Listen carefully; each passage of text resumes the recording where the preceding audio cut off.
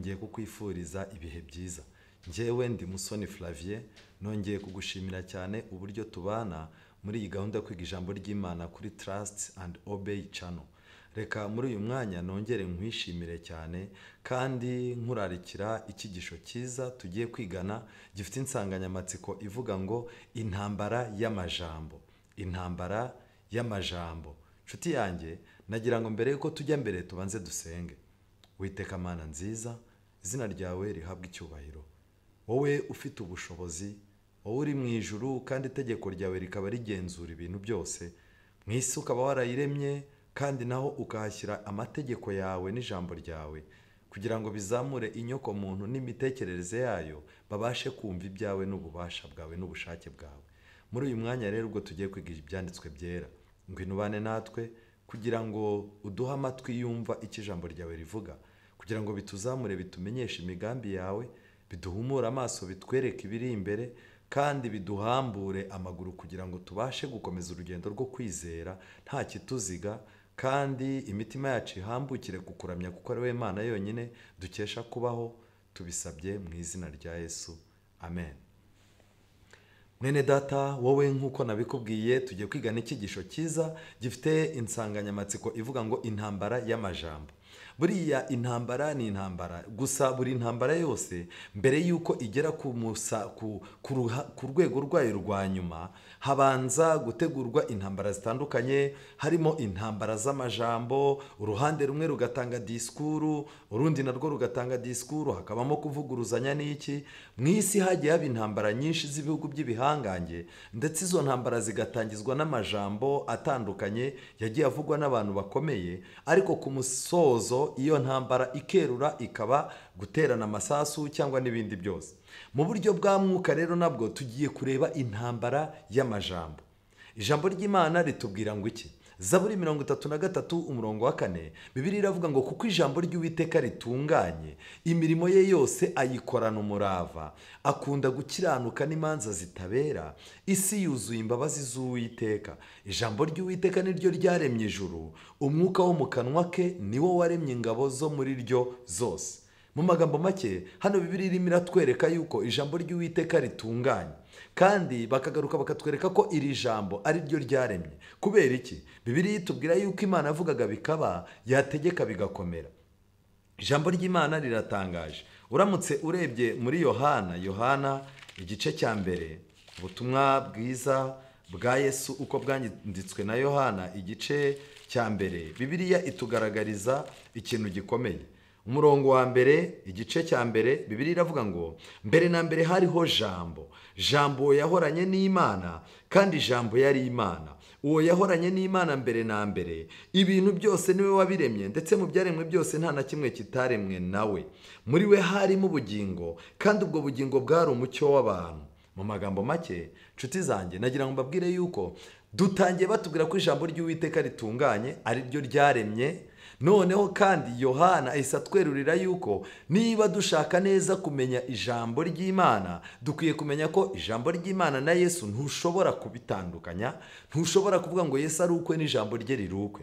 Rero ibi bivuze yuko ibitero byose byagabwa kuri Yesu bigomba no kugabwa ku ijambo rye. Magambo make, Zaburi 18:31, Bibiliya iravuga ngo inzira y'Imana itungana rwose, ijambo ry'Uwiteka ryaravugutiwe, n'ingabo ikingira abamuhungiraho bose. Mu magambo make nanone, nk'uko bamaze kutubwira ko ijambo ry'Imana tutaritandukanya na Yesu, ni nako noneho hano batubwiye ko ijambo ry'Imana utaritandukanya n'inzira y'Imana. Bivuze ngo nta muntu wavuga yuko ari mu nzira y'Imana ngo narangiza agira ibyo atemera mu ijambo ry'Imana. Zaburi 18:31, inzira y'Imana itungana rwose, ijambo ry'Uwiteka ryaravugutiwe, n'ingabo ikingira abamuhungiraho. Mu magambo make, ijambo ry'Imana turibonyemo icya mbere ni inzira, icya kabiri niryo ritwereka inzira, icya kabiri ijambo ry'Uwiteka ryaravugutiwe. Mu magambo make, ryakorewe ubushakashatsi. Imana yararitunganyije ku rwego nta wundi muntu ukeneye kuba yaritunganya cyangwa ngo agire ibyo arinenga cyangwa ngo agire ibyo arikosoramo. Icya gatatu, ijambo ry'Imana muri iri somo baratubwira ko ari ingabo ikingira abahungira ku Mana bose. Bivuze ngo niba urimo gushaka gushaka ubuhungiro ku Mana ukwiye kwizera ijambo ryayo kuko niryo rikubwira uburyo uzaba mu bwugamo ntugire ikibazo. Bibiliya rero iratangaje. Zaburi 33:6 kugeza kwa 9. Ijambo ry'Uwiteka twamaze kubibona neza, niryo ryaremye ijuru, umwuka wo mu kanwa ke niwo waremye ingabo zo muri ryo zose, kuko yavuze bikaba, yategeka bigakomera. Amen. Mu magambo make, ijambo ryaturutse mu kanwa k'Imana niryo ryaremye, kandi iryo jambo ryaturutse mu kanwa k'Imana niryo ryegeranyijwe ryitwa Bibiliya. Ni nayo mpamvu muzabona muri biriya magambo avuga ngo nuko Uwiteka abwira umuhanuzi ati, nuko Uwiteka abwira Abisiraheli ati. Uwiteka aravuga ngo ijambo ry'Uwiteka ryageze ku muhanuzi ari aha n'aha rimubwira gutya. Mwuka w'Imana yazanye ijambo gutya na gutya. Igihe iki n'iki umuhanuzi runaka yakiriye ijambo ry'Imana rimubwira gukora ibi n'ibi. Rero ikintu gikomeye ngiki, uyu munsi wa none ijambo rifite agaciro nk'aka nyiraryo. Ijambo niryo ryerekana umwimerere n'imitekerereze ya nyiraryo. Rero ijambo ry'Imana uyu munsi wa none rikwiye gufatwa nk'umuyobozi w'ikirenga. Ndagira ngo mbabwire yuko iryo jambo niba ari ryo ryaremye Imana ikavuga bikaba, yategeka bigakomera, tugiye kureba uburyo hagiye habaho intambara yo kugira ngo abantu bavuguruze, yaba abantu yaba na Satani, kugira ngo bavuguruze Imana. Imana yaravuze, nabo bararenga baravuga. Iyi rero niyo nise intambara y'amajambo, kandi intambara y'amajambo igeze ku rwego rwerekera ku musozo. Mu gitabo cyitwa inyandiko z'ibanze paje 169 akagingo ka 4 banditse amagambo akomeye, barandika ngo mu gihe cyo mu myaka y'igihumbi 260 y'akarengane, mu gihe Roma yari ifite ubushobozi, abantu babujijwe kwizera Bibiliya nk'ijambo ry'Imana, ahubwo iby'Imana yari yaravuze Roma nayo igira ibindi ivuga. Mu gitabo cy'inyandiko z'ibanze paje 169 baranditse ngo abantu barashutswe rwose, bigishijwe ko abapapa n'abapadiri bahagarariye Kristo, nyamara mu by'ukuri bahagarariye Satani, kandi ababapfukamira baba baramya Satani. Ibi bisobanuye iki? Suko aba bantu nta jambo ryiza bigeze bavuga, suko nta disikuru nziza bigeze bavuga, ariko ikibazo uko bwacyaga bukira, uko imyaka agenda gihita, ubupapa bwagiye bunyuranya n'icyo ijambo ry'Imana ryavuze, batangira kuzaza bakora ibyabo, batangira kuzaza bakoresha umuco wabo, batangira kuzaza bakoresha ibindi bakuye mu bupagani. Igihe kiza kugera biba ngombwa yuko ibyavuye mu kanwa k'Imana, ijambo ryasohotse mu kanwa k'Imana, rigiye kugongana n'ijambo risohoka mu kanwa kabo, kuko Satani yatangiye kubavugiramo ntibabimenya. Hano muri iki gitabo baranditse ngo abantu bifuzaga Bibiliya, ariko abapadiri babonye ko kubareka ngo bayitunge bayisomere ubwabo ari ingorane zikomeye, batinye ko bamurikirwa maze bagashyira ahagaragara ibyaha by'abayobozi babo. Ngiki kintu cya mbere, Imana yashyizeho Bibiliya kugira ngo Bibiliya abe ariyo irasira abantu, ibereke inzira, ibabere ubuhungiro. Bibiliya ibereke agaciro k'umukiza. Bibiliya ibereke Yesu kuko ari we jambo ry'Imana waremye ibirimo byose. Ibereke imico y'Imana n'uko Imana iteye. Abapadiri hano bavuze yuko kubera ko abantu bari bafite inyota cyane ya Bibiliya, abapadiri bihaye gahunda yuko bagomba kubuza abantu kubona Bibiliya, kuko batinyaga yuko abantu bamurikirwa nayo, ibyaha by'abayobozi bikajya ahagaragara. Ubu buryo n'uyu munsi wa none buracyakoreshwa n'amadini atandukanye, aho amadini yifuza gushyira abizera bayo mu gatebo ku buryo batareba imbere, batamenya ibi niyo biva niyo bijya. Noneho ugasanga icyo umuyobozi w'idini runaka yavuze kiragira imbaraga cyane kuruta icyo Imana yavugiye mu ijambo ryayo. Hano barakomeje barandika ngo batinye ko abantu bamurikirwa maze bagashyira ahagaragara ibyaha by'abayobozi babo. Abantu bigishijwe kwakira ijambo ryose riturutse kuri abo bashukanyi nk'irivuye mu kanwa k'Imana. Mu magambo make, Satani yagabye igitero ku ijambo ryaturutse mu kanwa k'Imana, ku magambo yose yaturutse ku Mana ariyo ibyanditswe byera. None warangije yizeza abantu yuko abari bakeneye ijambo ry'Imana bihagije kwizera ibituruka ku bapapa n'abapadiri, kuko aribo bahagarariye Imana. Aya magambo rero yatumye abantu bagwa mu buyobe, bafite ubwo bubasha ku ntekerezo z'abantu, kandi Imana yonyine ari yikwiriye kubugira. Haramutse hagize abantu bahangara gukurikiza iby'imitima yabo bemeza, bakwangwa urwango nk'urwo Satani n'abayuda banze Yesu, kandi abari mu myanya y'ubuyobozi bashaka kumena amaraso y'abo bantu. mu magambo make byanga byakunda ni naho hazava akarengane, kuko igihe cyose nk'uko mu gihe cya Martin Luther hagiye habaho abantu bavuga bati nimutwereke aho twibeshye mukoresheje ibyanditswe byera. Uyu munsi wa none nagira ngo mbabwire ngo ijambo ry'Imana riratwereka yuko nk'uko Yesu yanzwe n'abayuda kubera ko yavugaga handitswe ngo, ndetse na Satani akamwanga, ni nako n'uyu munsi wa none umuntu ushaka kugendera ku byanditswe byera, agashaka kugendera ku magambo yavuye mu kanwa k'Imana, muri iyi ntambara y'amajambo irimo kuba, abantu baramwanga kandi byanga byakunda ni nacyo cyerekezo cy'akarengane. Nshuti zanjye, nagira mbabwire ngo si ibyo gusa. Mu gitabo cy'abakurambere n'abahanuzi paje 75 banditse amagambo basobanura ibyahishuwe 14:8 n'ibyahishuwe 18:2. Baranditse ngo muri iyi si abavuga ko ari abakristo benshi batera umugongo inyigisho za Bibiliya, maze bakihimbira imyizerere ishingiye ku bibanezeza. Mu magambo make, abantu barimo baratera umugongo amagambo yaturutse mu kanwa k'Imana, ijambo ry'Imana, barangiza bakihimbira imyizerere ishingiye ku bibanezeza, maze bakerekeza ku munara wabo, ari bwo buryo bwo kuzamuka ngo bagere mu ijuru. Mbibutse neza yuko umunara w'Ibabeli abantu bawubaka, niba mubyibuka neza Itangiriro igice cya 11, abantu bubaka umunara w'Ibabeli bari bafite iyihe gahunda? Murebe Itangiriro 11, isi yose yari ifite ururimi rumwe n'amagambo amwe, bagenda berekeye burasirazuba, babona ikibaya kiri mu gihugu cy'Ishinari, barahatura, barabwirana bati mureke tubumbe amatafari tuyotse cyane, kandi bagiraga amatafari mu cyimbo cy'amabuye, bakayafatanisha ibumba mu cyimbo cy'ibyondo. Baravuga bati mureke twiyubakire umudugudu n'inzu y'amatafari ndende izagere ku ijuru, kugira ngo twibonere izina rimenyekana, twe gutatanira gukwira mu isi. Ibyashuwe 18 nureba Babuloni nayo, uyu ni umunara w'Ibabeli. Mu magambo make, abantu bazamutse bashaka kugera ku Mana badaciye mu nzira Imana yari yaragennye. N'uyu munsi wa none rero amadini atandukanye agiye kugena uburyo bwo kujya mu ijuru mu buryo bunyuranye n'uko ijambo ry'Imana ribivuga, ahubwo bazamukiye ku mitekerereze yabo, barashaka kugera mu ijuru badakurikije ibyanditswe byera bivuga. Hano barakomeje barandika ngo abantu bahugira mu kumva ibiva mu kanwa k'inshanutsi, mu gihe yigisha ko abanyabyaha batazapfa, ko umuntu ashobora kubona agakiza atagombye kubahiriza amategeko y'Imana.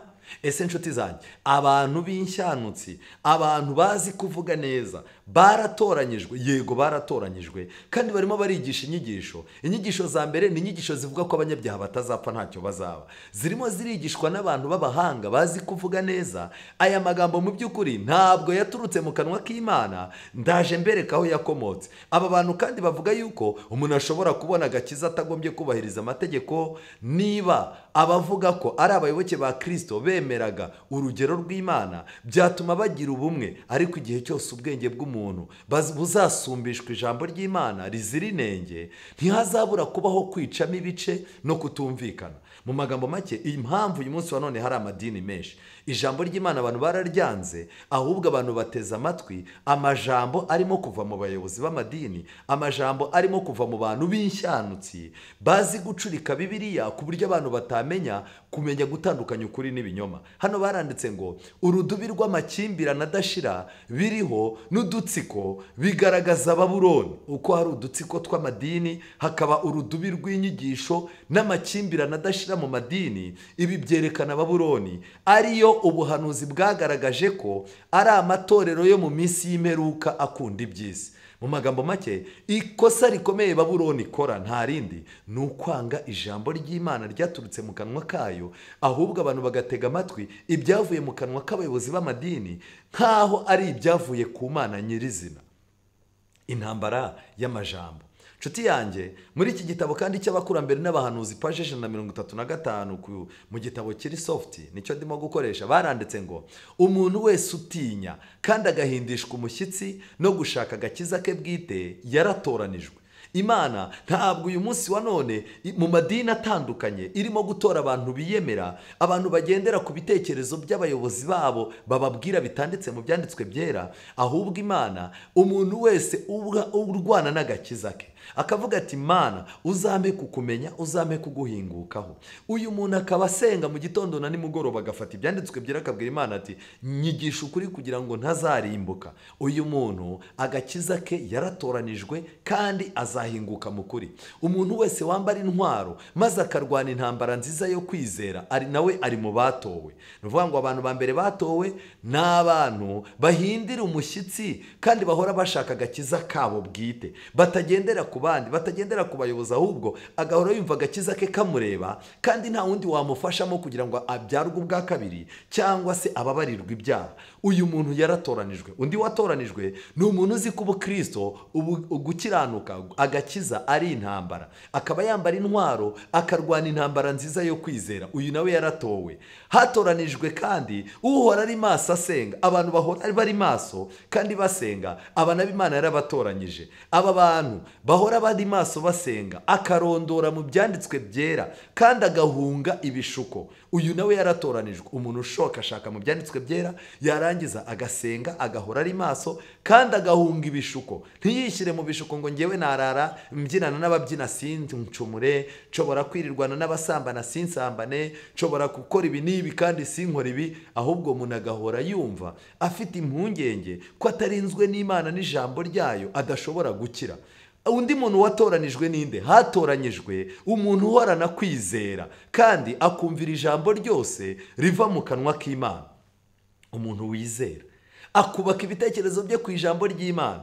Umurongo yasurinye muri Bibiliya, igihe cyose abantu bamubwira ibintu akababwira ati nimunyerekaho nibeshye mukoresheje ibyanditswe byera. Uyu muntu nawe yaratoranyijwe. Gucungurwa byagenewe abantu bose kandi ku buntu. Abazagendera ku mabwiriza yatanzwe bazanezezwa n'umusaruro w'uko gucungurwa. Amen. Ngaba abantu batoranijwe. Hirya y'aba bantu nta wundi muntu uzatoranywa. Nta muntu w'umuhezanguni, umuntu udahaza agaciro k'ijambo ry'Imana, abantu bavuga ibintu agahita ashyira mu bikorwa atabanje kumenya ko byanditswe mu byanditswe byera. Uyu nguyu ntashobora kuzatsinda iyi ntambara. Ndimo ndakubwira intambara y'amajambo.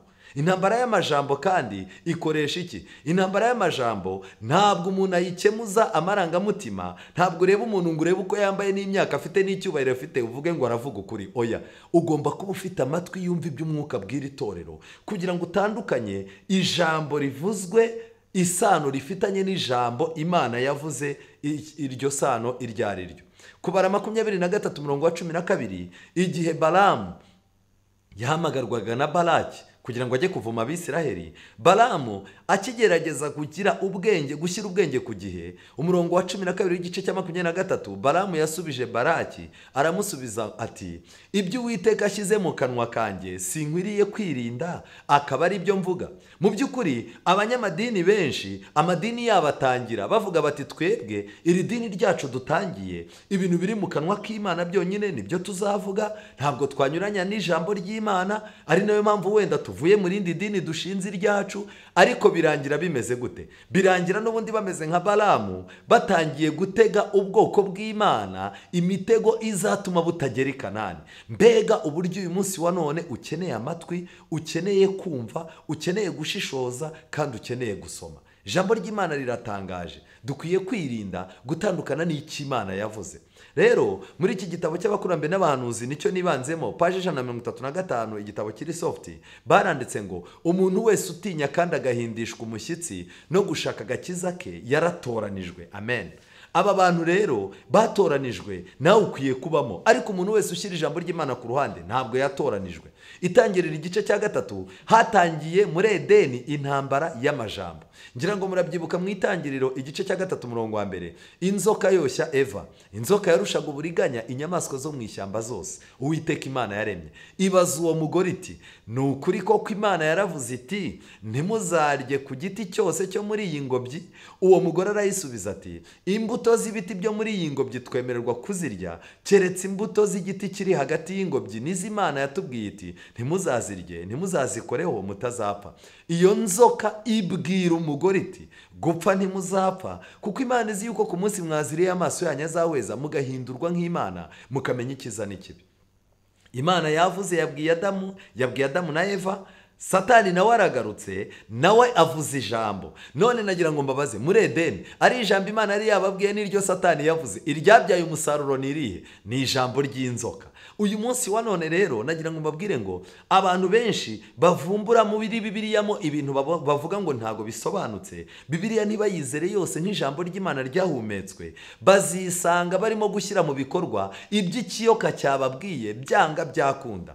Abakurambere n'abahanuzi paje ya 476 akagingo ka 4 baranditse ngo gukorana n'imyuka y'abadayimoni byo muri iki gihe ndetse n'ubupfumu bwa kera byose no gusenga ibigirwamana byose bifitanye isano ryubakiye ku bapfuye bishingiye ku kinyoma cya mbere Satani yashukishije Eva muri Edeni agira ati gupfa ntimuzapfa, kuko Imana izi yuko ku munsi mwaziriye amaso yanyu azahweza mugahindurwa nk'Imana. Nk'uko iby'imyuka bishingiye ku bushukanyi no kubukwirakwiza, ni nako bikomoka kuri se w'ibinyoma. Mu magambo make rero, amagambo Satani yavuze muri Edeni anyuranya disikuru Satani yatanze muri Edeni, inyuranya na disikuru Imana yari yaratanze. Kandi iyo disikuru n'uyu munsi wa none Satani aracyayivuga, kuko gukorana n'imyuka y'abadayimoni kuri uyu munsi wa none, aba bantu birirwa batubwira ngo birukana abadayimoni, mu by'ukuri bafitanye isano ya bugufi n'abadayimoni. Ahubwo ikindi, ubupfumu buriho kuri uyu munsi wa none ndetse no gusenga ibigirwamana,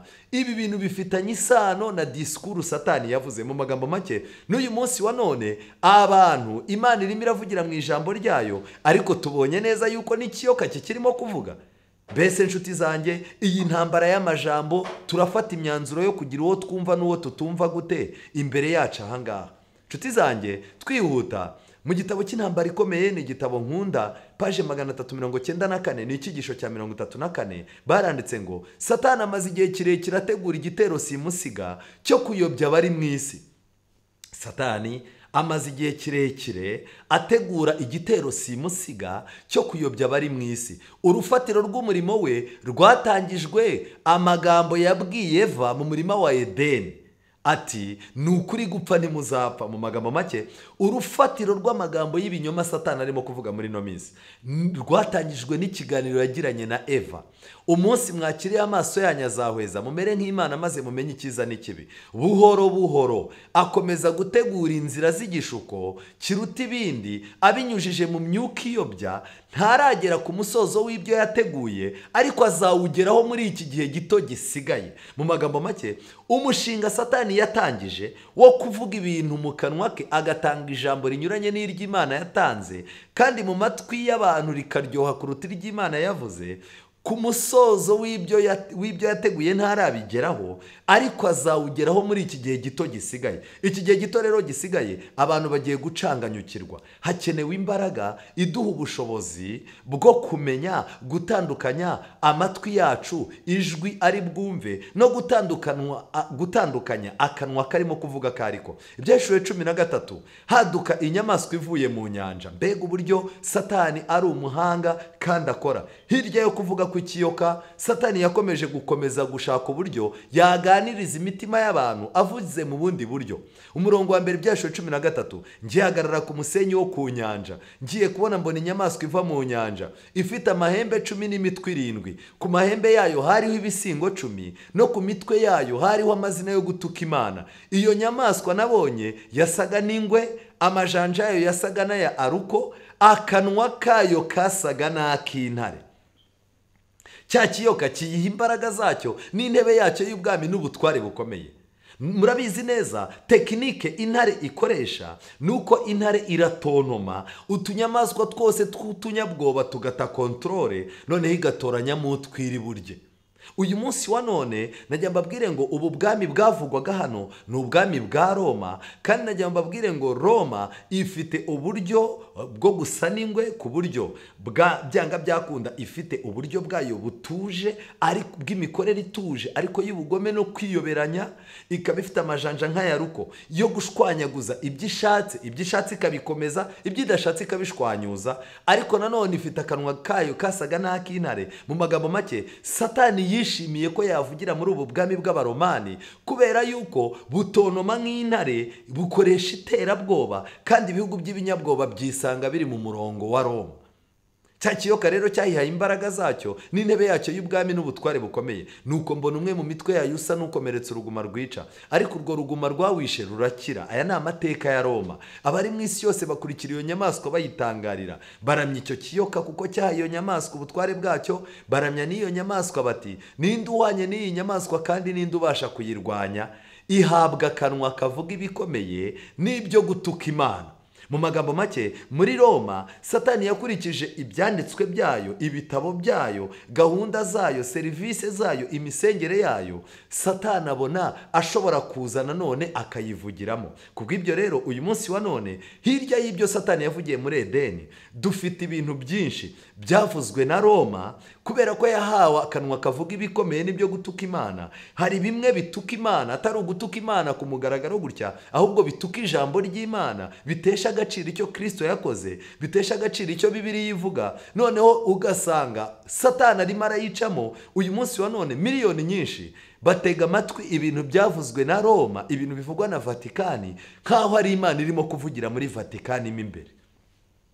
Intambara y'amajambo urabigenza ute? Mbega uburyo abanyamadini benshi batega amatwi ibintu ariko batamenya iyo byaturutse. Uyu munsi wa none, niba kiri muri Bibiliya ni icyanjye, ariko niba kitari muri Bibiliya si icyanjye, nta nicyo kimariye. Yego nubwo cyaba kiryoshye, kikaba kirimo kuvugwa n'umuntu uzi kuvuga neza, kigasigirizwa kandi hagatangwa inkunga zidasanzwe z'umuntu uri bugitega amatwi, si icyanjye kuko kitari muri Bibiliya.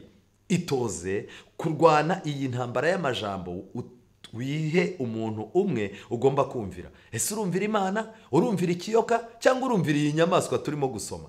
Ihabwa no kurama ngo imara amezi 42, ibumburira akanwa kayo gutuka Imana no gutuka izina ryayo n'ihema ryayo n'ababa mu ijuru. Aya magambo arakomeye cyane. Najya mbabwire ngo ibitabo byinshi, imisengere myinshi, amasengesho menshi, gahunda nyinshi, imihango myinshi, byinshi byaturutse i Roma, byaje bije gutuka Imana mu buryo abantu batabimenya, kuko usanga ari inyigisho z'abantu zirwanya ibyanditswe byera, zinyuranye n'icyo Imana yavuze mu ijambo ryayo. Aya magambo arakomeye. Rero ibyahishuwe 13 na Daniyeli igice cya 7 mukwiye kubihuza kuko ni bimwe. Muri Daniyeli igice cya 7 havuzwemo gutuka Imana, mu byahishuwe 13 biravuzwe. Havuzwemo kurwanya abera, ari byo by'akarengane. N'uyu munsi wa none hano mu byahishuwe igice cya 13 biravuzwe. Akanwa kavuga ibikomeye kavuzwe byo gutuka Imana, muri Daniyeli igice cya 7 birimo, no muri byahishuwe 13 birimo. Ikindi, kumara igihe n'ibihe n'igice cy'igihe nabyo birongeye biravugwa mu mvugo ivugwa amezi 42. Gutuka Imana nanone birongeye biragaruka. Rero nshuti zanjye, nagira mbabwire ngo iki ni ikintu gikomeye. Yesu yabivuze neza muri Yohana igice cya 10:33. Bibiliya iravuga ngo iki? Abayuda baramusubiza bati, kubw'imirimo myiza ntitugutera amabuye, ahubwo tuguhora kwigereranya, kuko uri umuntu ukigira Imana.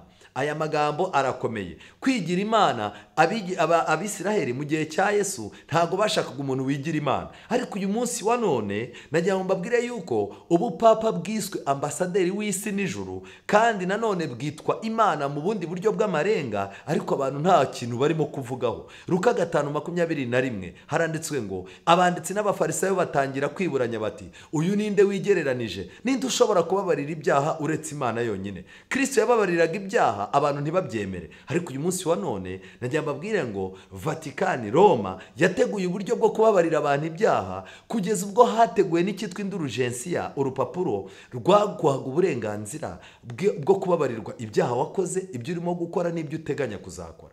Nshuti zanjye, nagira mbabwire ngo ibyo byose bwari uburyo bwo gutuka Imana.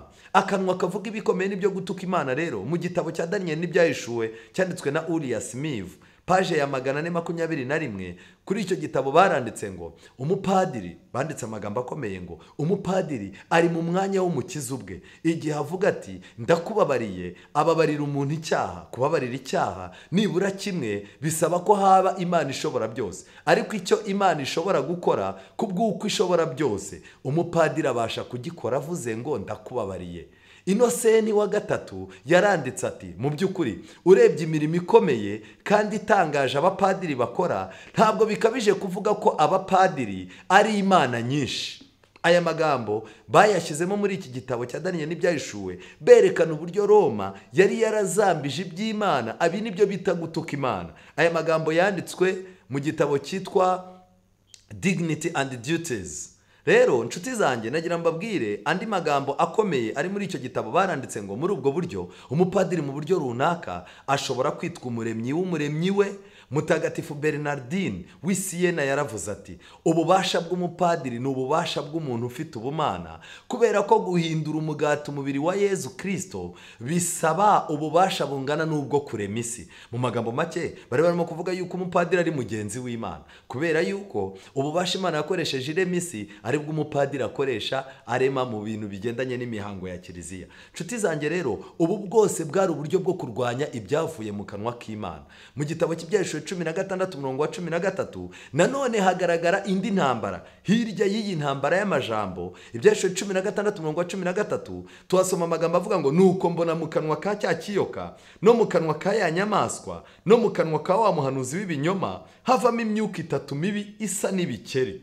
Imyuka itatu nanone yaturutse mu kanwa, kuko ariyo myuka y'abadayimoni ikora ibitangaza igasanga abami bo mu isi yose ngo ibahururize kujya mu ntambara yo ku munsi ukomeye w'Imana ishobora byose.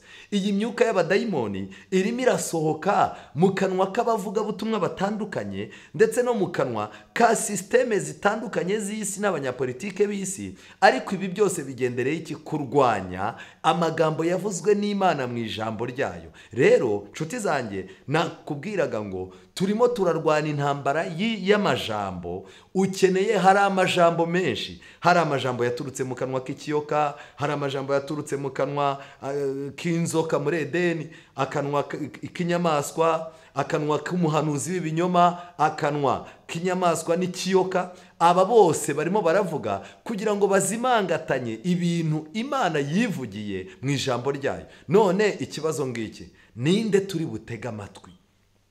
Urimo uritoza kumvira nde?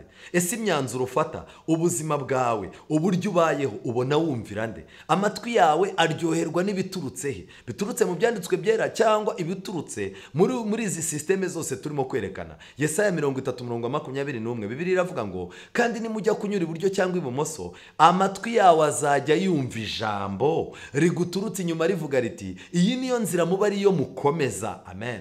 Mu magambo make abantu bitoje kumvira ijambo ry'Imana, mu gihe bazaza amatwi yabo yacanganyukiwe, guhitamo byabananiye, bayobewe gutandukanye n'iryo n'imoso, bazumva ijambo ry'Imana ribereka inzira kandi ribabwira ngo nibayikomeze. Kandi muzahumanya ifeza itewe ku bishushanyo byawe bibajwe n'izahabu zitewe ku bishushanyo byawe biyagijwe, uzabijugunya rwose nk'ikintu gihumanye, ukibwira uti hoshi vaho. Mu magambo make Imana igiye gukora uburyo abantu bayo bikuraho ibintu bidatunganye bakabijugunya kandi bakitoza kumvira ijambo ryayo ryonyine. Yesaya 42:18 Bibiliya iravuga ngo iki? Mwabipfa amatwi mwe nimwumve, mwampumyi mwe nimurebe mwitegereze. N'abantu babiri bafite ikibazo muri no minsi y'imperuka. Umuntu wa mbere ni umuntu w'igipfamatwi. Magambo make uyu munsi wa none uyu muntu w'igipfamatwi ni umuntu utabasha kumva iby'Imana ibwira itorero ryayo, icyo Imana irimo kubwira abantu. Umuntu wa kabiri ufite ikibazo ni umuntu w'impumyi utabasha kureba ngo yitegereze aho ibihe bigeze. Ariko umurongo wa 19 Imana yarabyeruye muri Yesaya 42 irangije avuga ngo hari indi mpumyi atari umugaragu wanjye, cyangwa hari ikindi gipfamatwi atari intumwa yanjye ntuma. Hari indi mpumyi atari umuyoboke wanjye, kandi hari indi mpumyi atari umugaragu w'Uwiteka. Areba byinshi ariko ntiyitegereza, amatwi ye arazibutse ariko ntiyumva.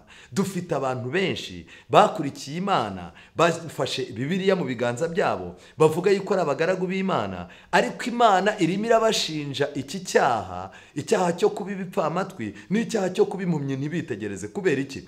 Barimo barareba ibintu byinshi imbere yabo, ariko ntago bitegereza ngo bamenye amateka aho yerekera. Abantu bafite amatwi arazibutse, ubutumwa bwiza burahari, ariko ntabwo barimo kumva. Ndagusaba kugira ngo usabe Imana igutoze amatwi yawe abashe kumva. Ukeneye kumenya gutandukanya ibyavuzwe n'Imana n'ibyavuzwe n'abantu. ibyashyizweho n'abanyamadini n'ibyashyizweho n'umwuka w'Imana.